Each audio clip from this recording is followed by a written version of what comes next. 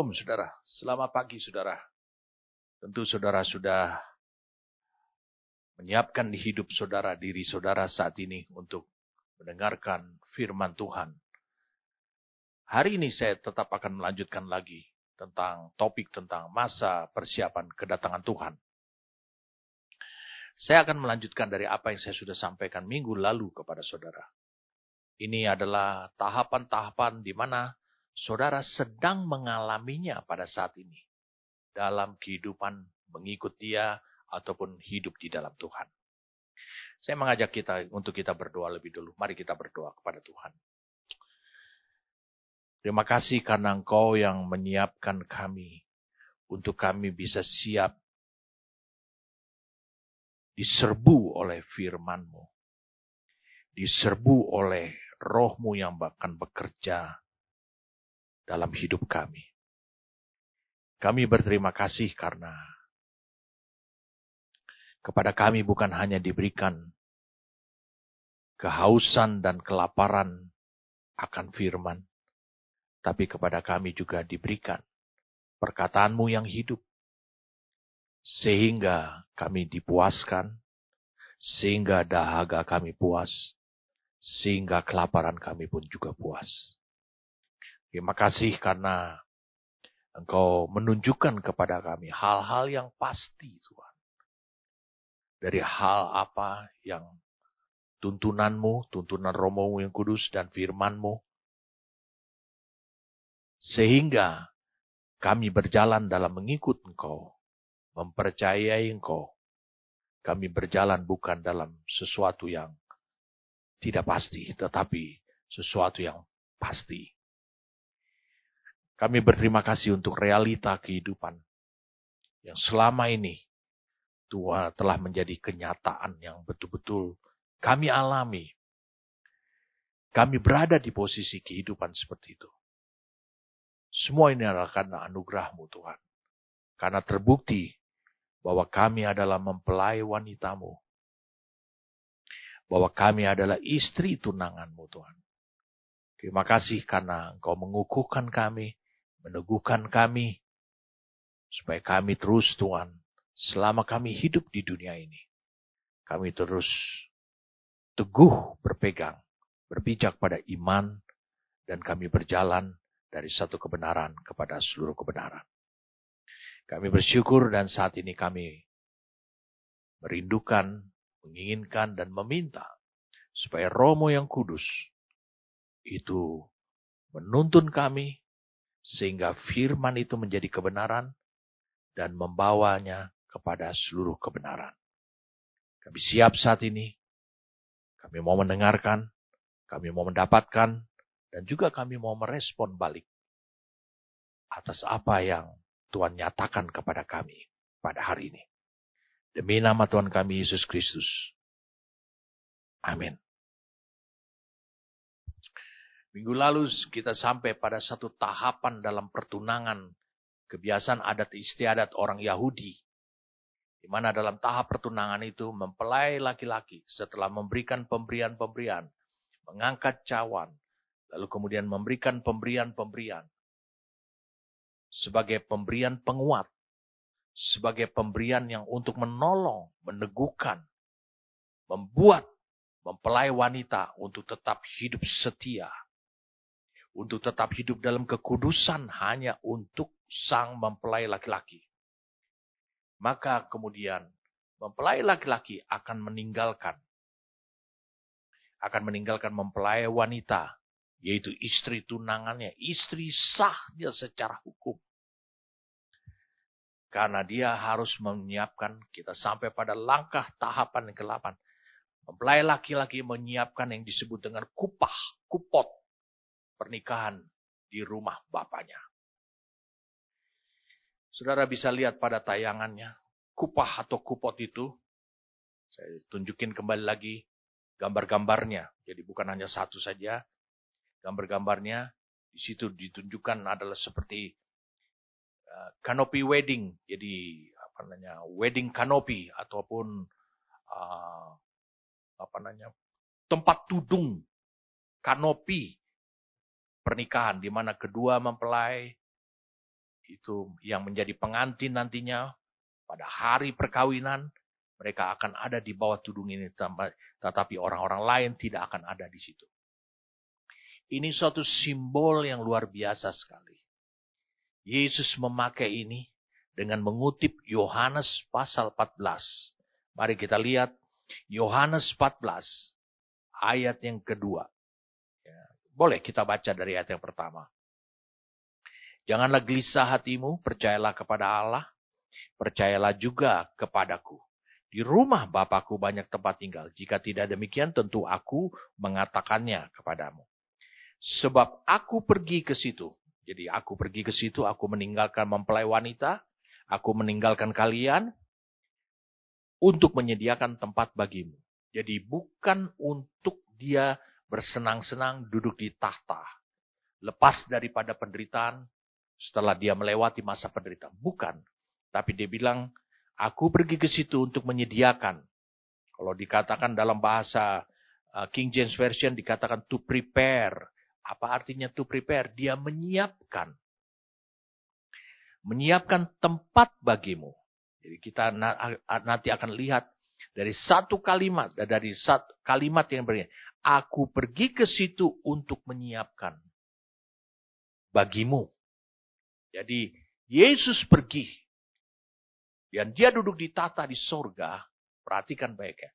Itu akan mempengaruhi hidup saudara. Di bumi ini.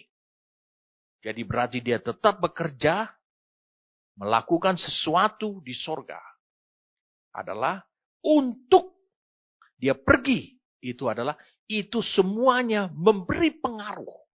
Memberi dampak pada hidup saudara yang masih tinggal di dunia ini.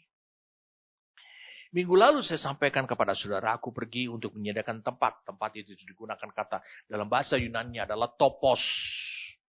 Itu adalah tempat tinggal. Tetapi kemudian dikatakan di rumah Bapakku banyak tempat tinggal. Nah di sini digunakan kata mone. Mone yang menunjukkan kepada tempat alamat tinggal. Alamat tinggal di mana? Di situ. Di mana? Di jalan ini. Itu merupakan alamat tinggal. Tapi kata topos itu digunakan adalah tempat tinggal untuk berkehidupan. Jadi Yesus sedang menyiapkan tempat tinggal untuk berkehidupan dia dengan gerejanya. Dia dengan saudara. Ini luar biasa saudara. Jadi semuanya itu harus dilalui oleh Yesus. Jadi Yesus bukan selesai menyelesaikan pekerjaannya ketika dia sudah naik di surga, lalu kemudian dia duduk di atas tahta, dia sudah selesai menyelesaikan perang. Belum, saudaraku. Semua tindakan perjalanan Yesus, saya ulangi, perjalanan Yesus. Ketika dia menuju kepada Bapa, semuanya itu memberi dampak, memberi pengaruh kepada hidup saudara dan saya di bumi ini. Itu sebabnya saya mau beritahu pada saudara dari kalimat, aku pergi ke situ untuk menyediakan tempat bagimu. Kemudian dikatakan di ayat 3, dan apabila aku telah pergi ke situ dan telah menyediakan tempat bagimu, aku akan datang kembali dan membawa kamu ke tempatku supaya di tempat di mana aku berada, kamu pun berada. Yang pertama, saudara bisa lihat apa yang disiapkan oleh Yesus.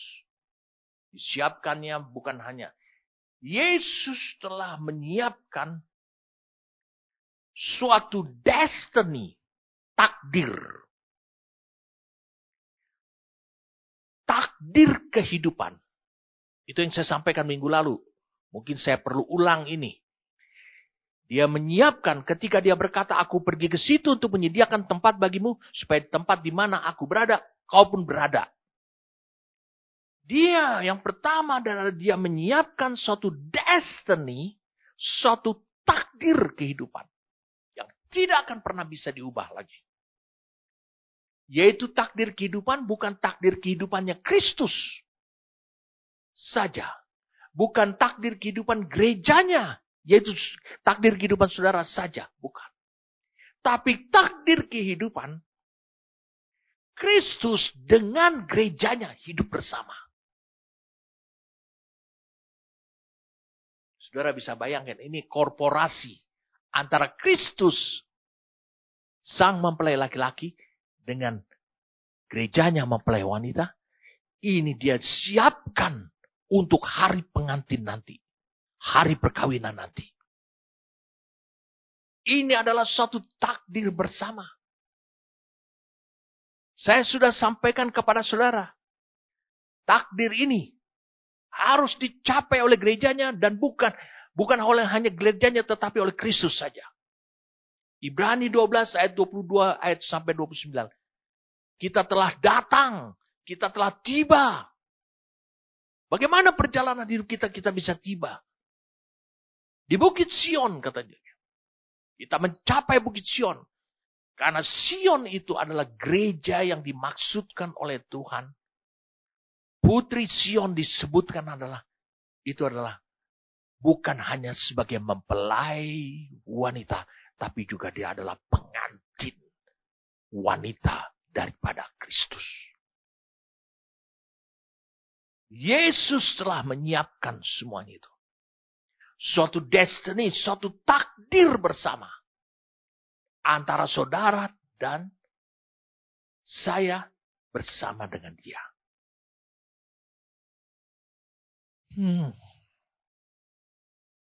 Dia menyiapkan, saudara.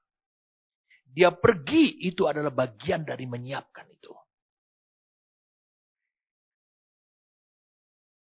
Kanopi pernikahan ini, itu adalah suatu gambaran spiritual yang harus saudara pahami. Saya sudah sampaikan minggu lalu. Itu berbicara tentang langit baru dan bumi baru. Di mana? Di dalam 1 Petrus 3. 2 Petrus 3. Ayat 10 sampai 13. Saudara lihat ayatnya pada Alkitab. Pada tayangan. Di mana di situ hanya terdapat kebenaran.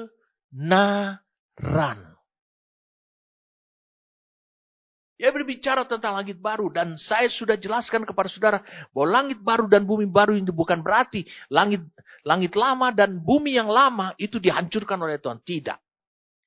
Tetapi perubahan dilakukan oleh Tuhan. Mengapa disebut baru? Karena kehidupan yang ada di atas bumi ini dan di bawah kolong langit ini.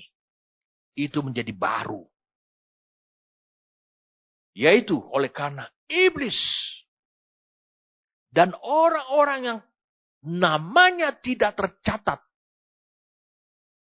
Saya ulangi, namanya tidak tercatat. Tidak tertulis dalam kitab kehidupan anak domba. Mereka dilempar keluar dari bumi. Karena mereka adalah orang-orang yang menentang Allah, berbuat dosa, gemar berbuat dosa, memberontak, dibuang ke dalam api untuk dihukum. Berarti saudara bisa lihat. Kerinduan Yesus kembali lagi adalah di bumi ini. Bagaimana kehidupan kebenaran itu yang hanya satu-satunya kehidupan yang terekspresi dalam setiap kehidupan. Berarti dia berbicara tentang kerajaan Bapa yang akan datang memerintah di sini. Makanya dia katakan dengan segera. Pada waktu perjamuan, dia bilang, di Matius 26 ayat 29. Dia bilang, setelah dia bilang, mulai dari sekarang, aku tidak akan minum hasil pokok anggur dari bumi ini.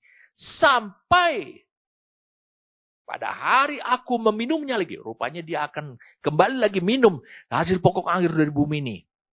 Yaitu kapan itu? Bersama-sama dengan kalian. Bersama-sama dengan gerejanya. Pada hari perkawinan. Pada saat dia datang.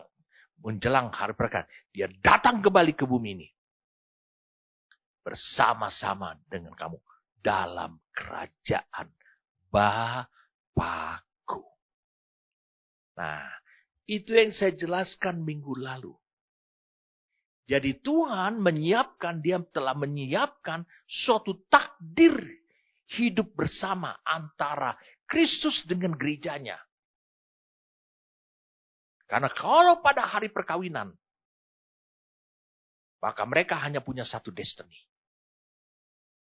Suami istri tidak memiliki dua destiny. Ada destiny suami dan suami istri. Ada destiny istri. Tidak. Mereka hanya memiliki satu destiny. Satu takdir. Itu yang harus mereka capai. Sekarang kita akan masuk pada yang kedua dari kata aku pergi ke situ kepada Bapa maksudnya untuk menyediakan tempat. Kita lihat ini di ayat yang kedua. Aku pergi ke situ menyediakan tempat. Pergi kepada Bapa. Saudara tahu toh, dia ada di bumi pada waktu dia mengucapkan itu. Dia bilang, Bapa ada di sorga. Aku pergi ke sorga. Aku pergi kepada Bapa. Berarti tentu dong. Ada jalan yang harus ditempuh oleh Yesus. Untuk menyediakan tempat bagimu. Wow. Apa kriteria daripada tempat itu? Saya ingin kita mulai membahas apa yang dikatakan oleh Yesus ini yang sedang saudara alami.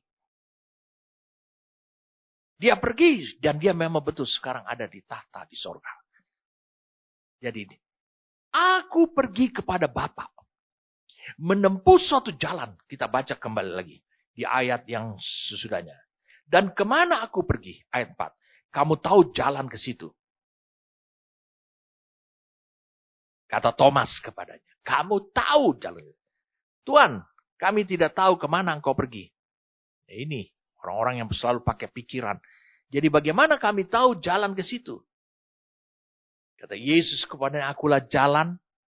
Aku akan memperagakan hidupku. Jalan itu. Dan kebenaran dan hidup. Tidak seorang pun datang kepada Bapa. Kalau tidak. Melalui aku. Perhatikan ini.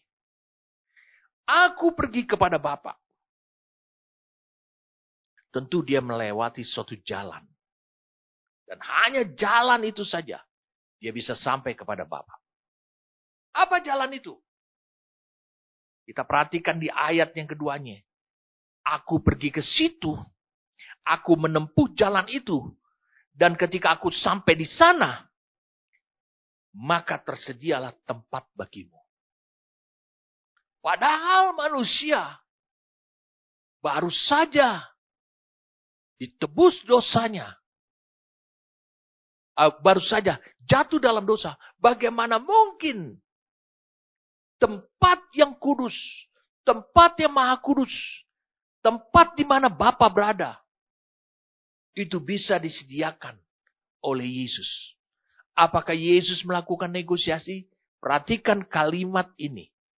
Ini yang Yesus ucapkan. Aku pergi ke situ untuk menyediakan tempat bagimu. Sehingga tempat itu, sehingga ketika dirimu ada di tempat itu, ketika aku menjemput engkau, membawa engkau kembali lagi ke tempat itu, maka engkau memenuhi syarat. Engkau memenuhi kriteria untuk tinggal di tempat itu. Nah, perhatikan baik-baik. Dia pergi kepada Bapa dan jalan yang harus ditempuh Yesus itu adalah berkali-kali Alkitab sudah mengatakan kematiannya, kebangkitannya, dan kenaikannya ke sorga. Itulah jalan untuk menuju kepada Bapa yang dimaksudkan oleh Yesus dengan kata pergi kepada Bapa. Kalau Yesus berhasil menempuh jalan ini, maka jalan tersebut, kematiannya, kebangkitannya, dan kenaikannya ke sorga, itu akan berpengaruh kepada hidup saudara dan saya. Hidup para murid-muridnya. Sehingga kematiannya itu membuat orang-orang manusia menjadi kudus. Layak buat tempat itu. Kebangkitannya, saya ulangi, kematiannya adalah membayar dan menebus dosa. Agar saudara punya tempat dan dilayakkan di tempat Bapa. Lihat, itu kalimat yang dimaksudkan Yesus. Kebangkitannya adalah membuat saudara lahir baru. 1 Petrus 1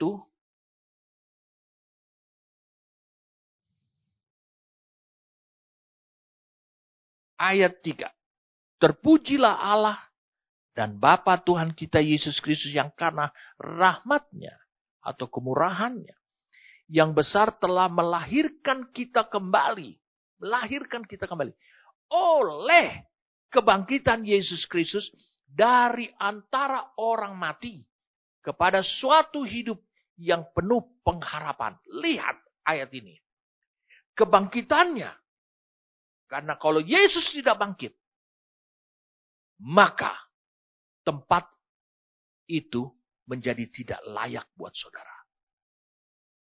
Tapi kebangkitannya bukan hanya kematiannya saja yang menebus dosa. Tapi kebangkitannya membuat saudara seperti lahir baru.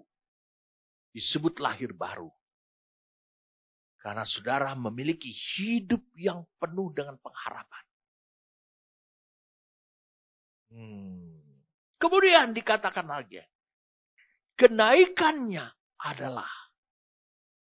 Perhatikan ini baik-baik.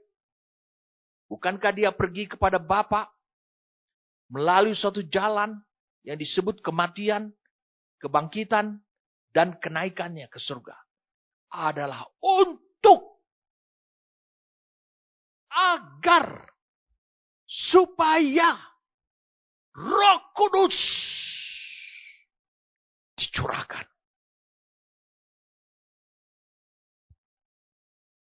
Kisah Rasul 2.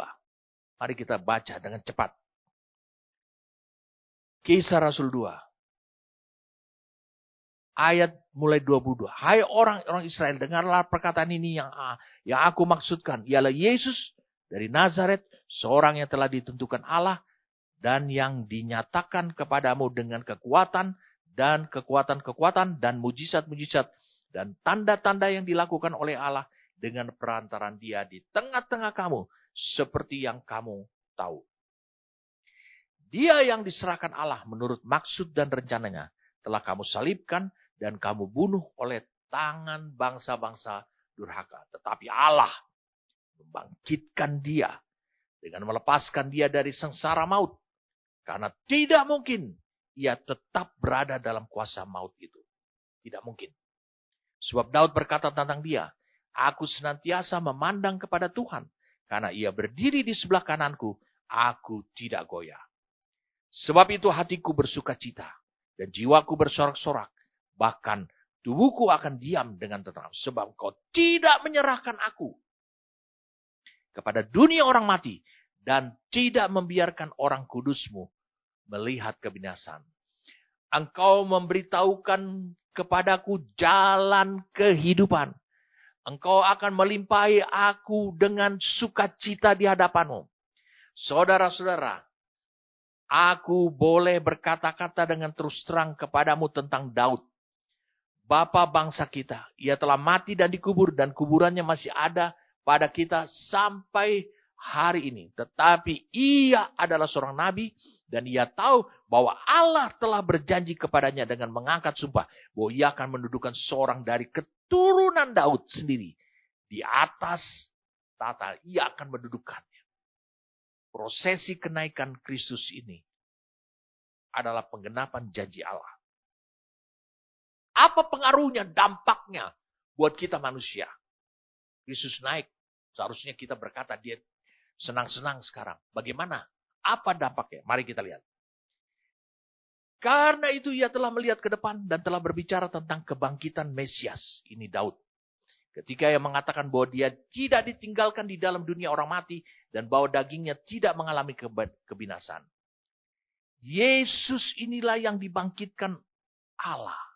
Dan tentang hal itu kami semua adalah saksinya. Dan sesudah ia ditinggikan oleh tangan kanan Allah. Dinaikkan. Ini adalah kenaikan Kristus. Dan menerima Roh Kudus. Dia menerima Roh Kudus yang dijanjikan itu. Maka dicurahkannya apa yang kamu lihat dan dengar di sini. Dia curahkan. Sebab bukan Daud yang naik ke surga. Melainkan Daud sendiri berkata, Tuhan telah berfirman kepada Tuanku, duduklah di sebelah kananku sampai kubuat musuh-musuhmu menjadi tumpuan kakimu. Jadi seluruh kaum Israel harus tahu dengan pasti bahwa Allah telah membuat Yesus yang kamu salibkan itu menjadi Tuhan dan Kristus.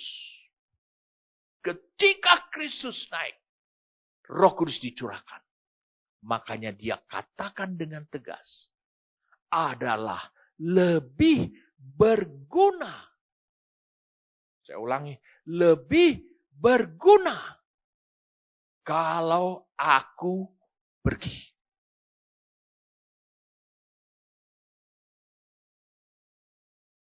Yohanes 16 ayat 7.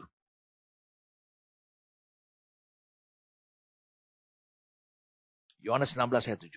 Ketika murid-murid sedih. Karena Yesus mengatakan dia akan pergi. Kemudian dikatakan ayat 7-nya. Namun benar yang kukatakan kepadamu adalah lebih berguna. Karena di ayat 6-nya dikatakan, tetapi karena aku mengatakan hal ini kepadamu, sebab itu hatimu berduka cita. Tapi Yesus mempertegas. Namun benar yang kukatakan ini kepadamu adalah lebih berguna bagi kamu jika aku pergi. Sebab jika aku tidak pergi, penghibur itu yaitu Roh Kudus tidak akan datang kepadamu. Lebih berguna. Lebih bermanfaat. Tetapi jikalau aku pergi, aku akan mengutus dia kepadamu.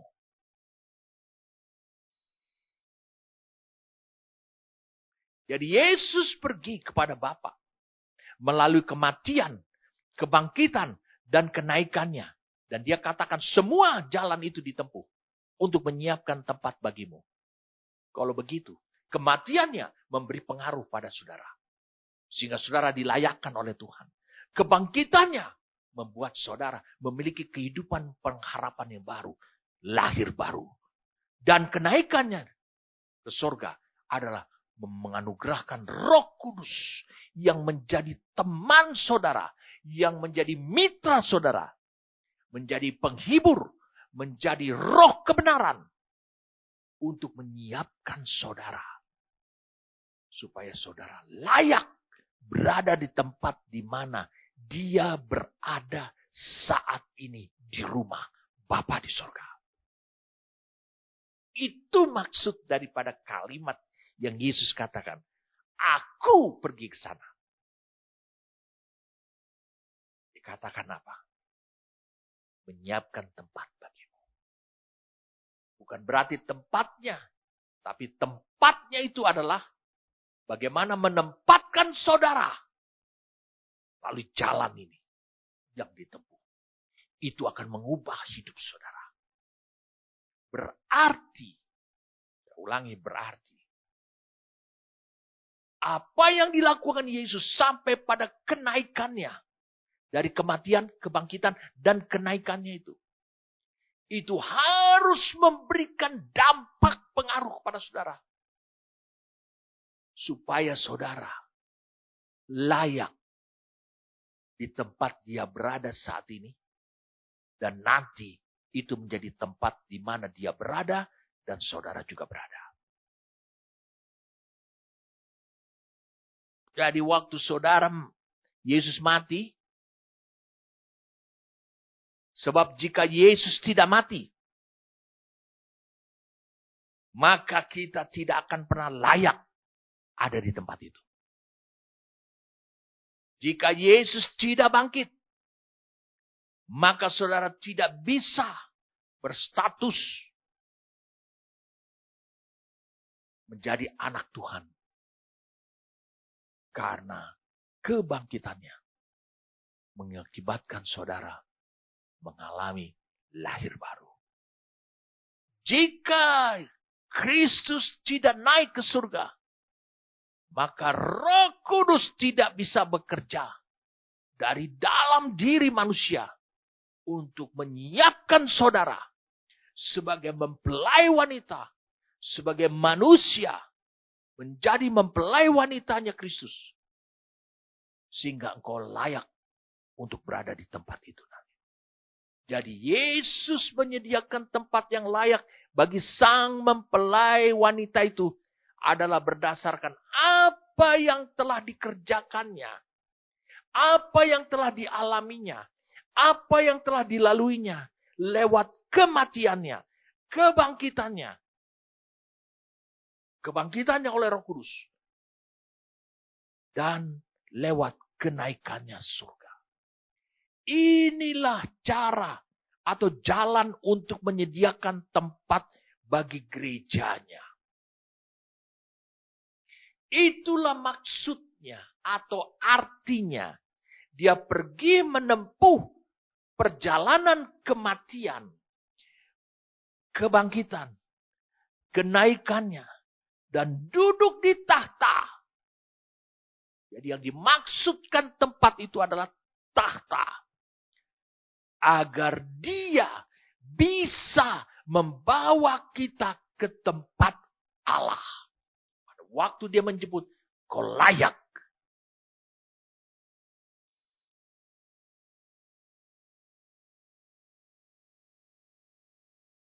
Mari kita baca. 1 Petrus 3.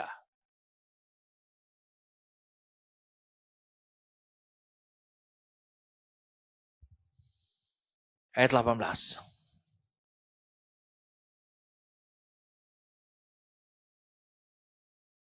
Sebab juga Kristus telah mati sekali untuk segala dosa kita. Kita yang berdosa. Yang benar untuk orang-orang yang tidak benar. Supaya ia membawa kita kepada Allah. Supaya saudara layak. Ia yang telah dibunuh dalam keadaannya sebagai manusia, tetapi yang telah dibangkitkan oleh atau menurut roh. Maka kalau kita padu dengan Yohanes 16 ayat 7. Namun benar yang kukatakan kepadamu adalah lebih berguna bagi kamu jika aku pergi. Sebab jikalau aku tidak pergi, penghibur itu tidak akan datang kepadamu. Tapi jikalau aku pergi, aku akan mengutus dia kepadamu. Bukankah Roh Kudus adalah pemberian? Bukankah firman adalah pemberian? Bukankah pelayanan kelima jawatan hamba-hamba Tuhan adalah pemberian dari mempelai laki-laki Kristus yang akan menjadi penolong, yang akan menjadi penghibur, dan yang akan menjadi roh kebenaran bagi mempelai wanita selama mempelai wanita masih hidup di bumi ini. Sehingga prosesi jalan itu sebenarnya menyiapkan hidup saudara untuk saudara layak berada pada tempat itu.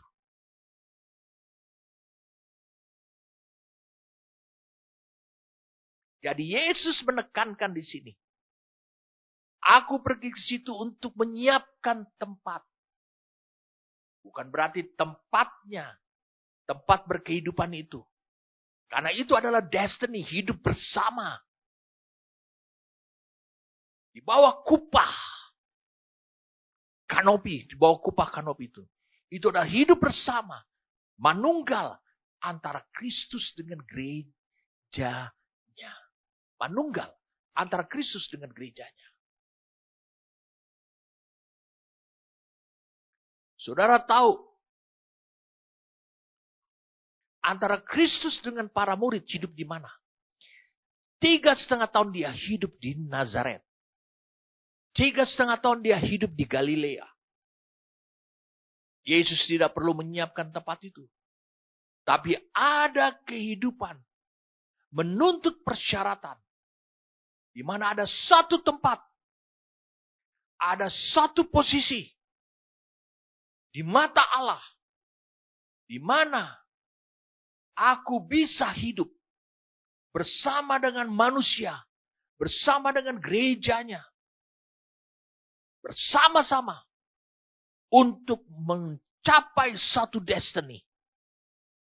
Untuk mencapai satu tujuan. Jadi saudara bisa lihat. Itu maksudnya dikatakan aku menyediakan tempat, menyiapkan tempat. Karena itu adalah suatu posisi rohani.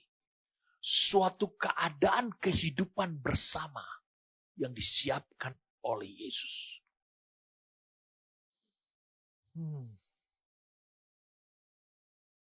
Dahsyat tentu saudara. Dari kalimat aku pergi ke situ pada Bapa untuk menyiapkan tempat. Jadi pergi dia melalui suatu jalan. Hanya satu-satunya jalan. Makanya dia katakan oleh Yesus. Dalam Yohanes 14.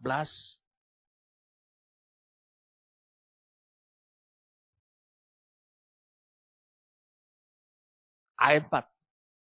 Dan kemana aku pergi? Di jalan mana aku pergi?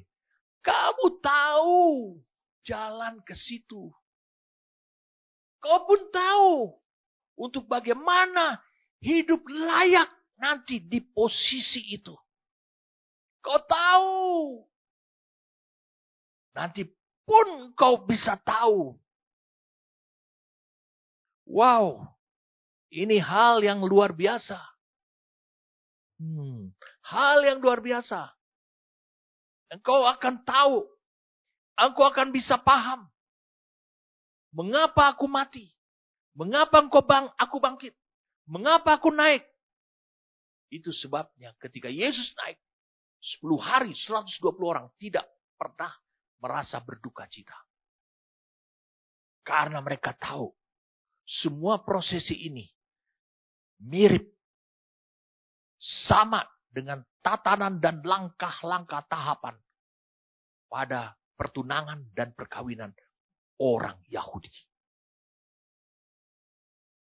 Jadi itu kalimatnya. Aku pergi ke situ untuk menyiapkan tempat. Mari kita lihat sekarang. Yohanes 14 ayat yang ketiga. Kita masuk pada poin yang ketiga dari kalimat ini. Supaya saudara menjadi lebih jelas lagi. Yohanes 14 ayat. Dan apabila aku telah pergi ke situ. Dan telah menyediakan tempat bagimu. Aku akan datang kembali. Dan membawa kamu ke tempatku. Supaya di tempat di mana aku berada. Kamu pun berada. Garis bawah ini. Aku akan datang kembali. Dan membawa kamu ke tempatku. Supaya di tempat di mana aku berada. Kamu pun berada. Apa tempat dia? Saat ini apa tempatnya? Tahta.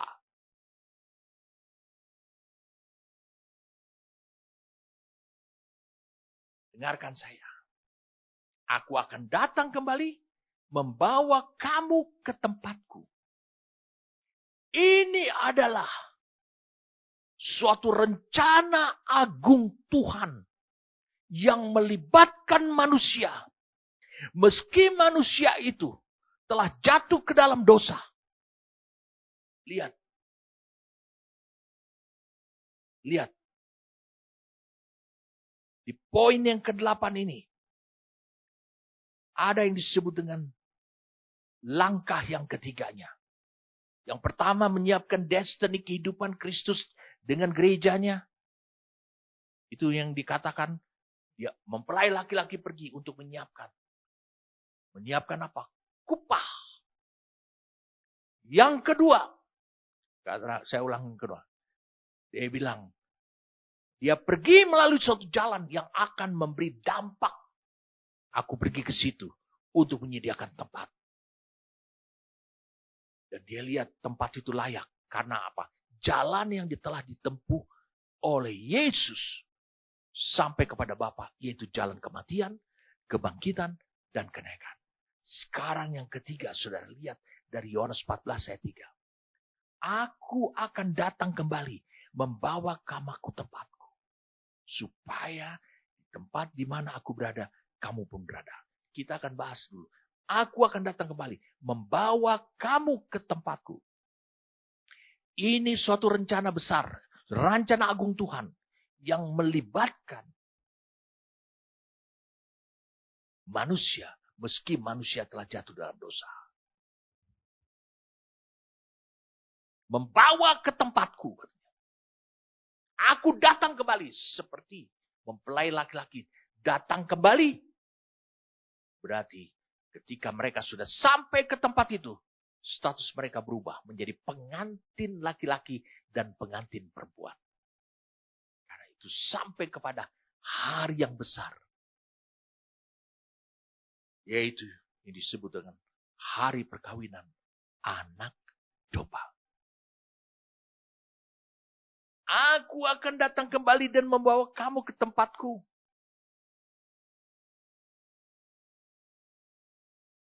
Saya ingin supaya saudara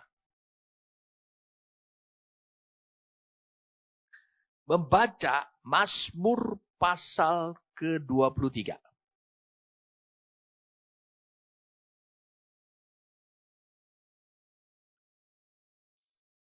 Mazmur Daud. Tuhan adalah gembalaku, takkan kekurangan aku. Ini bahasa yang muncul dari pemahaman orang Ibrani. Kalau Tuhan, kata Daud, kalau Tuhan adalah sudah menjadi betul-betul diakui, dipahami, diyakini adalah menjadi gembala. Dia seperti domba. Maka aku nggak akan pernah punya keinginan apa lagi lah. Itu maksudnya. Takkan kekurangan aku. Dalam King James Version dikatakan, I shall not want. Katakan, lihat apa yang dilakukan oleh Tuhan. Sebagai gembala. Ia membaringkan aku di padang yang berumput hijau. Membimbing aku ke air yang tenang. Menyegarkan jiwaku. Menuntun aku di jalan yang benar. Oleh karena namanya. Dan dikatakan, sekalipun aku berjalan dalam lembah kekelaman, kengerian, lembah bayang maut, aku tidak takut bahaya. Sebab engkau besertamu. Gadamu dan tongkatmu itulah yang menghibur aku. Kemudian dia menyediakan nih hidangan bagiku. Di hadapan lawanku. Engkau mengurapi. Jadi di hadapan lawanku. Bagaimana saudara bisa makan lahap di hadapan musuh? Di hadapan persoalan. Saudara, Tuhan menjadi gembala. Engkau nggak punya keinginan yang lain-lain. Tuhan, bagaimana supaya saya makan lahap di hadapan musuh? Enggak. Karena engkau diyakinkan, dikuatkan. Kau bisa tidak mengalami ketegangan dan ketakutan. Makan di hadapan para lawan. Engkau mengurapi kepalaku dengan minyak. Pialaku penuh melimpah. Kebajikan dan kemurahan belaka akan mengikuti aku seumur hidupku. Kemudian dikatakan, aku akan diam dalam rumah Tuhan sepanjang masa. Kalau engkau baca dalam King James Version ayat yang ke-6 ini. Kalimat terakhir, I will dwell in the house of the Lord forever. Aku akan diam. Dwell di sini atau diam di sini. Itu bahasa Ibraninya adalah yasab. Yasab itu H3427. Aku akan diam dalam rumah Tuhan. Bukankah Yesus berupaya, dia menunjukkan jalan, kita sudah pelajari, melalui kematian, kebangkitannya, kenaikannya. Supaya dia menyediakan tempat dalam rumah Bapa. Seperti Mazmur 23 ayat 6 ini juga katakan. Dia bilang kemudian, Daud mengatakan, aku akan diam. Aku akan yasab dalam rumah Tuhan. Tapi kalau engkau lihat, Yasab dalam bahasa Ibrani kunonya diterjemahkan oleh strong. Jadi, kamu strong. Dengarkan kata-kata. Arti kata Yasab itu adalah, aku akan yasab dalam rumah Tuhan. Perhatikan ini. Ini akan menjadi kebenaran yang meneguhkan saudara. Yasab ini berarti adalah menetap. Kawin. Atau mengawinkan. Kemudian, yasab ini juga berarti tinggal. Tinggal di suatu tempat. Tetapi yang luar biasa. Yasab ini juga memberikan pengertian. Kembali ke tempat asal. Turn back. Bahasa Inggrisnya. Wah. Luar biasa saudara. Yasab ini berarti adalah turn back. Dengarkan saya. Tidak ada firman Tuhan yang saling bertentangan. Yohanes 14 dikatakan, aku akan datang kembali dan membawa, aku pergi ke sana kepada rumah Bapa untuk menyediakan tempat bagimu. Tempat bagimu.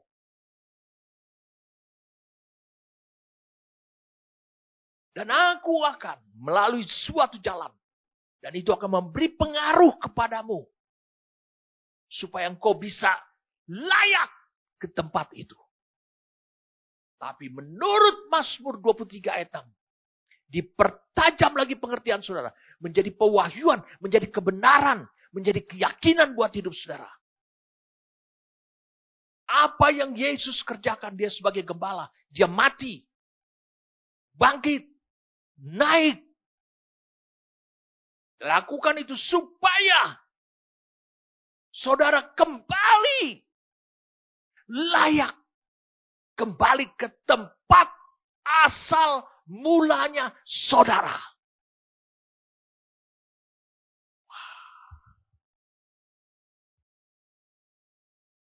Luar biasa saudara. Luar biasa. Saya terkagum melihat kebenaran ini. Ini rencana besar Tuhan. Yang melibatkan manusia yang sudah berdosa. Makanya Yesus harus menempuh jalan itu. Pergi kepada Bapa, menempuh jalan itu. Kematiannya, tebus dosa saudara. Supaya saudara yasab. Kembali ke tempat asli saudara. Mana tempat asli saudara? Tempat di mana Kristus berada. Dan saudara manunggal dengan dia.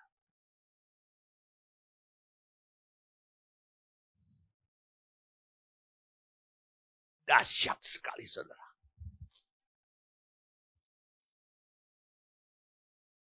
Saudara bisa lihat. Apa yang ditegaskan dalam Yohanes 14. Ayat 1 sampai ayat 4 ini. Ini bukan sesuatu yang membuat saudara pusing. Bingung. Yesus menjelaskan ini dalam dan menurut adat istiadat pertunangan dan perkawinannya orang Yahudi. Sehingga semua murid-muridnya adalah orang Yahudi. Mengerti. Hanya Thomas saja dia pakai pikirannya. Waktu Yesus mengatakan aku akan datang. Kembali membawa kamu ke tempatku. Jadi tempat Yesus berada di tahta itu. Itu sebenarnya adalah tempat asal kau berada. Buka Kejadian pasal yang kedua. Buka pasal yang ketiga.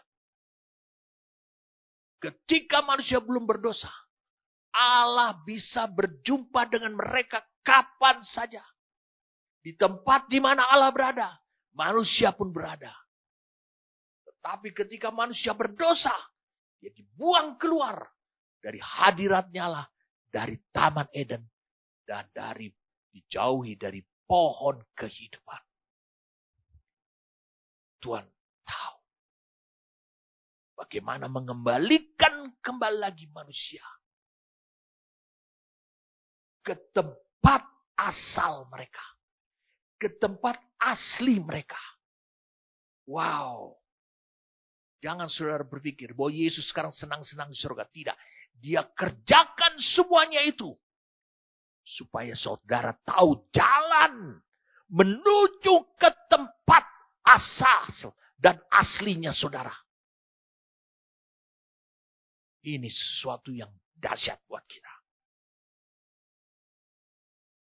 Mazmur Daud mengatakan, dan aku akan diam. Aku akan kembali ke tempat asalku. Dalam rumah Tuhan. Sepanjang masa. Sepanjang zaman.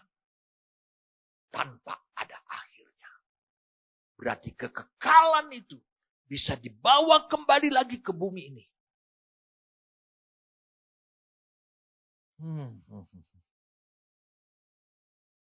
Kita lihat sekarang kalimat yang keempat. Tadi aku akan datang kembali membawa kamu ke tempatku. Ini adalah tempat aslinya. Asal saudara berada. Dari mana saudara datang. Ini tempat sebenarnya. Tempat asli saudara. Kita lihat. Supaya di tempat di mana aku berada. Kamu pun berada. Supaya di tempat di mana aku berada. Kamu pun berada. Ini yang disiapkan oleh Yesus. Makanya mempelai laki-laki itu pergi.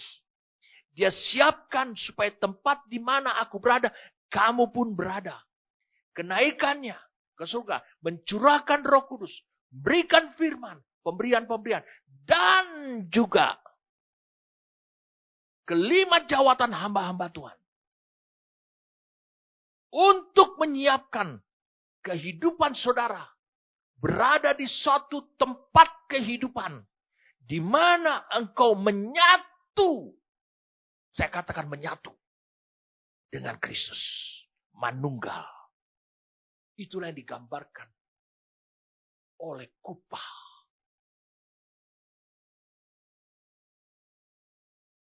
Jadi kalau engkau bersama-sama dengan Kristus manunggal. Di tempat di mana dia berada. Kau pun berada. Maka engkau akan menjalankan destiny bersama-sama. Menjalankan kehendak Bapa. Pemerintahan Bapa secara bersama. Dan menggenapkan janji-janji Bapa. Yang belum terrealisasi. Secara bersama. Antara Kristus dengan gerejanya.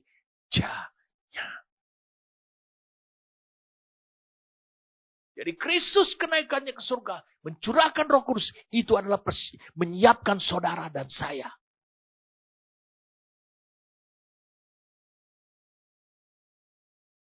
Supaya kau sebagai suami dan istri manunggal.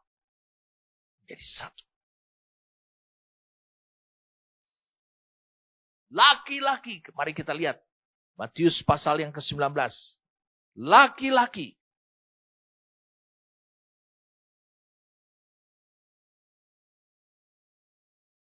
Ayat 5.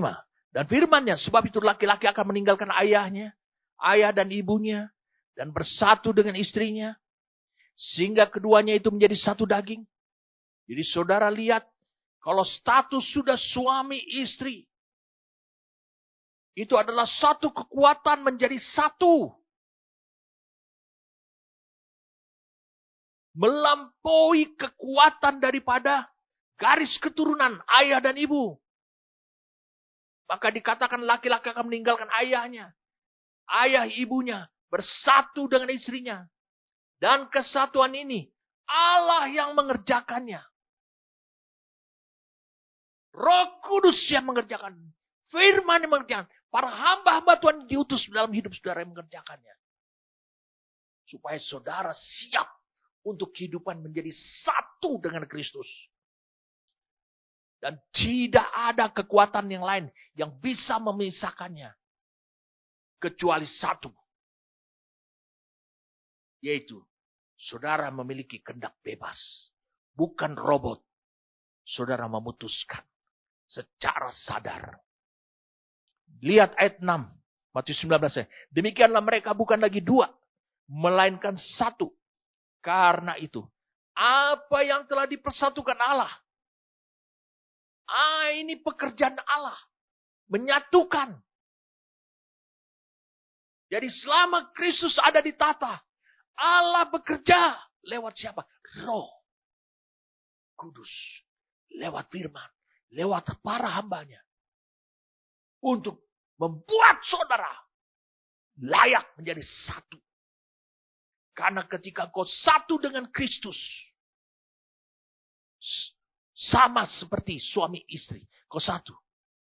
Engkau sebenarnya sudah berada di suatu posisi atau suatu tempat kehidupan yang tepat untuk kehidupan Kristus dan gerejanya yang menyatu.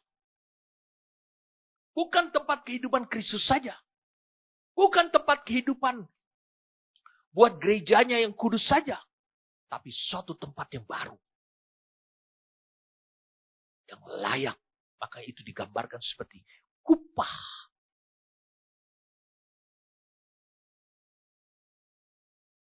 Mari saya ajak saudara untuk melihat.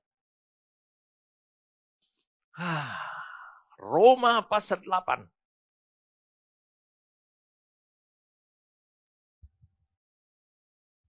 Ayat 34.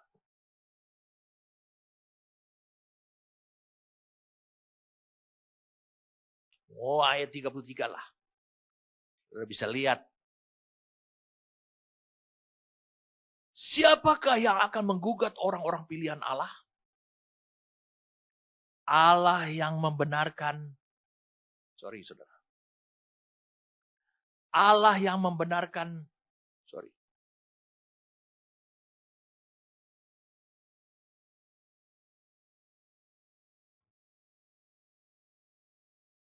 Allah yang membenarkan mereka? Siapakah yang akan menghukum mereka? Kristus Yesus yang telah mati. Bahkan lebih lagi yang telah bangkit. Yang juga duduk di sebelah kanan Allah yang malah menjadi pembela kita. Itu kan akan menggugat. Mempersoalkan hidup saudara. Yang belum beres-beres. Lihat. Siapakah akan memisahkan kita dari kasih Kristus? Lihat, dia mengasihi saudara apapun keadaan saudara saat ini. Penindasan, atau kesesakan, atau penganiayaan, atau kelaparan, atau ketelanjangan, atau bahaya, atau pedang. Seperti ada terus oleh karena Engkau Tuhan. Kami itu selalu ada dalam bahaya maut sepanjang hari. Kami telah dianggap sebagai domba-domba sembelihan. Domba. Nah, domba ini mau dibawa kemana? Yasab. Ke rumah Tuhan. Kembali ke asalnya. Tetapi dalam semuanya itu. Kita. Lebih daripada orang yang menang. Oleh dia yang telah mengasihi kita. Kasihnya itu. Bayangkan. Itu membela kita. Di hadapan Allah. Mungkin nih seperti kayak begini. Mungkin ini pembicaranya. Allah bilang, wah ini orang ini gak layak nih. Jatuh bunuh dalam dosa. Tidak. Bapak, aku mengasihi dia. Jadi kasih yang dimiliki oleh Kristus. Itu adalah kasih yang tidak terkondisikan oleh keadaan saudara. Sebab aku yakin bahwa baik maut maupun hidup, baik malaikat-malaikat maupun pemerintah-pemerintah, baik yang ada sekarang maupun yang akan datang, atau kuasa-kuasa baik yang di atas maupun di bawah, ataupun sesuatu makhluk lain tidak akan dapat memisahkan kita dari kasih Allah. Rupanya, kasih Allah itu nyata kita rasakan. Itu ada yang ada dalam Kristus Yesus Tuhan kita. Kita rasakan apa? Kasih Allah itu. Saudara bisa bayangkan apa yang dimaksudkan oleh ayat ini. Ayat ini memaksudkan adalah Allah akan terus bekerja. Kristus terus bekerja. Roh Kudus terus bekerja. Firman terus bekerja. Karena dasar kasihnya Allah.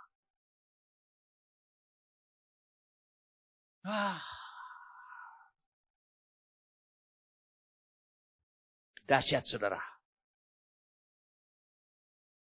Saya ingin supaya saudara melihat Maleaki. Kemudian kita akan berdoa. Maleaki pasal yang kedua. Mulai dari ayat yang 10. Bukankah kita sekalian mempunyai satu Bapa? Bukankah satu Allah menciptakan kita? Lalu mengapa kita berkhianat satu sama lain? Dan dengan demikian menajiskan perjanjian atau ikat janji nenek moyang kita. Yehuda berkhianat dan perbuatan keji dilakukan Israel dan Yerusalem. Sebab Yehuda telah menajiskan tempat kudus yang dikasihi Tuhan. Ini perbuatannya kepada Tuhan. Dan telah menjadi suami anak perempuan Allah asing.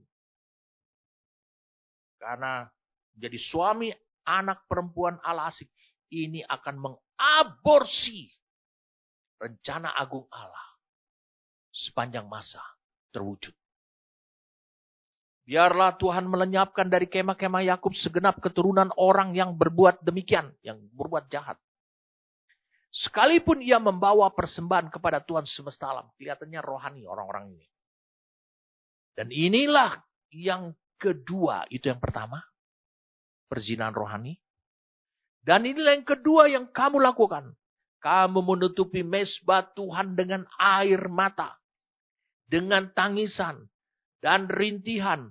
Oleh karena ia Tuhan tidak lagi berpaling kepada persembahan dan tidak berkenan menerimanya dari tanganmu. Sama seperti kayak Kain.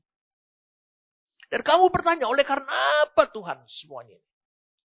Oleh sebab Tuhan telah menjadi saksi antara engkau dan istri masa mudamu yang kepadanya engkau telah tidak setia. Padahal dialah teman sekutumu dan istri seperjanjianmu atau istri ikat janjimu.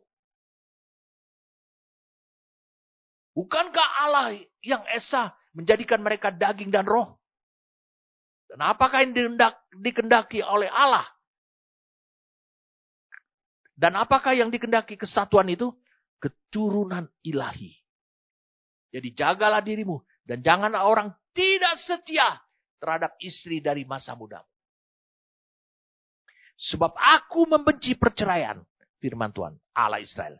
Juga orang yang menutupi pakaiannya dengan kekerasan, firman Tuhan semesta alam. Maka jagalah dirimu dan janganlah berkhianat. Perhatikan baik-baik. Ada sesuatu yang saudara tidak bisa tangkap dari Maleaki pasal 2 ini. Ini diteguran kuat kepada para suami. Saya sudah bagikan pada saudara.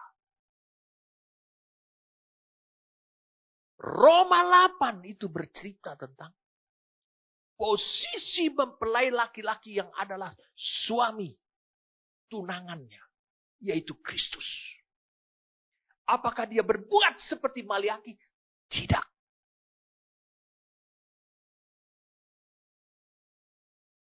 Allah benci itu. Itu sebabnya Kristus tidak akan lakukan itu. Apapun kondisinya. Tidak akan kerjakan Maleaki pasal 2 ini. Di posisi Kristus. Tapi lihat di sini berbicara tentang Yehuda. Berbicara tentang Israel. Di Hagai, di Hosea dikatakan, aku telah memperistri Israel. Lihat tingkah laku mereka. Mereka berkhianat.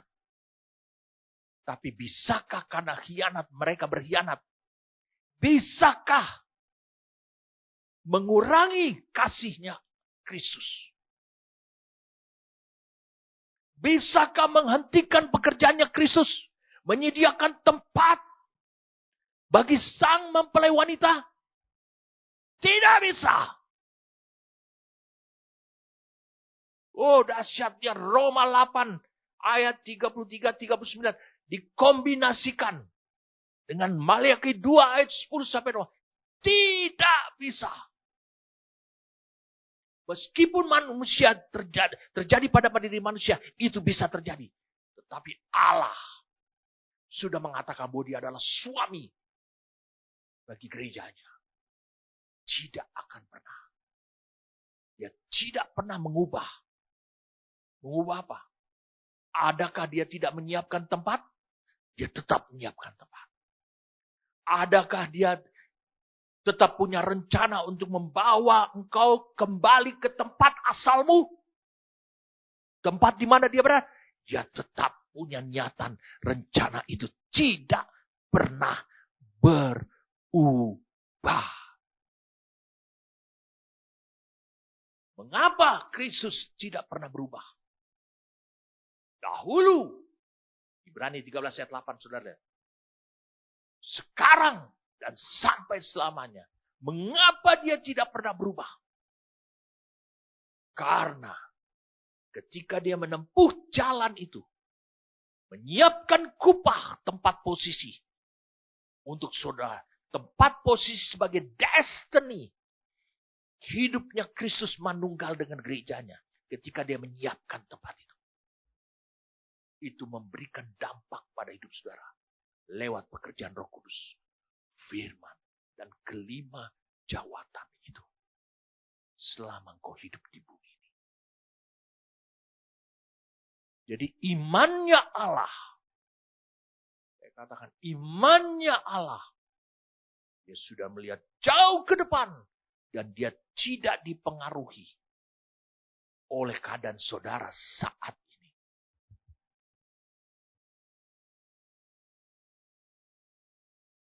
Dahsyat sekali apa yang dikerjakan oleh Tuhan.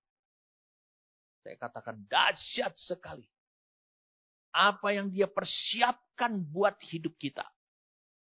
Dia tidak main-main. Tahukah saudara, sekarang perjalanan hidup saudara saat ini, bukankah Kristus sekarang sudah duduk di atas tahta?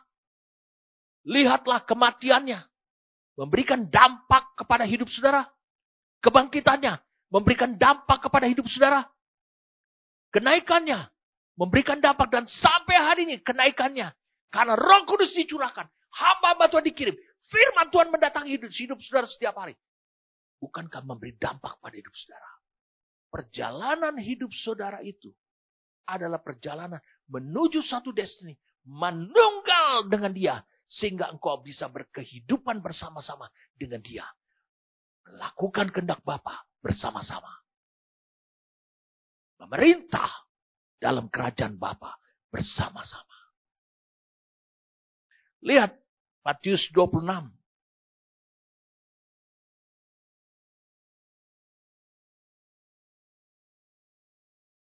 Mungkin ini ayat yang terakhir dari yang terakhir. Sebelum dia mati. Lihat ayat 28. Sebab inilah darahku, darah perjanjian yang ditumpahkan bagi banyak orang untuk pengampunan dosa. Memulihkan mereka. Melayakkan mereka di hadapan Allah. Kemudian dia katakan, tetapi aku berkata kepadamu, mulai dari sekarang, terakhir, 2000 tahun yang lalu, aku tidak akan minum lagi hasil pokok anggur ini yang dari bumi. Sampai pada hari aku meminumnya, nanti dia akan meminumnya lagi. Kapan itu Tuhan? Yaitu yang baru.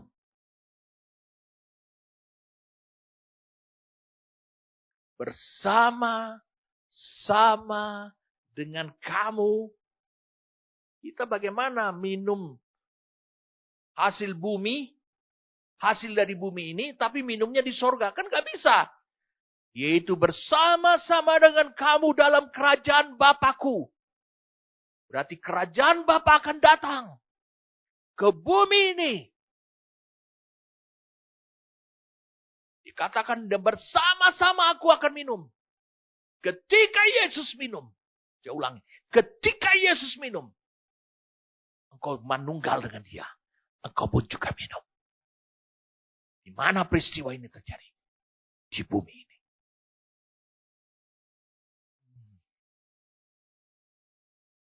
Sungguh dahsyat sekali. Apa yang dilakukan oleh Yesus. Jadi kita kembali lagi. Di poin yang ke-8 ini. Yaitu dia menyiapkan kupah. Dia menyiapkan suatu kehidupan di mana hanya ada kau dengan dia manunggal. Saya ingin coba ditayangkan gambarnya lagi. Inilah kupah. Kau mungkin melihat ada dua pribadi. Tidak. Ini adalah satu. Tidak ada orang lain lagi di sekitarnya. Bawah kupah itu. Ini tempat yang disiapkan oleh Yesus. Dan dia tahu caranya atau jalannya bagaimana menyiapkan tempat seperti itu. Kau layak. Kau bisa menunggal dengan dia. Dia tahu caranya. Makanya dia memberikan suatu janji. Aku akan datang kembali lagi ke bumi ini. Dan minum hasil pokok anggur dari bumi ini. Tetapi suasana sudah berubah. Yang memerintah seluruh kehidupan di bumi ini. Adalah pemerintahannya Bapa di sorga. Maka dia datang dalam kerajaan Bapa di sorga. Itulah kupah. Ketika dia datang, dia membawa saudara ke posisi itu, ke tempat itu karena saudara layak. Saudara akan menunggal dengan dia sebagai suami istri. Wah, saudara bisa lihat. Saudara sedang berjalan pada rencana agung Tuhan sepanjang masa. Dan saudara bagian daripada bagian daripada yang akan menggenapi itu semua. Apa yang difirmankan. Amin. Oh, terima kasih anugerah pewahyuan yang kau berikan kepada kami.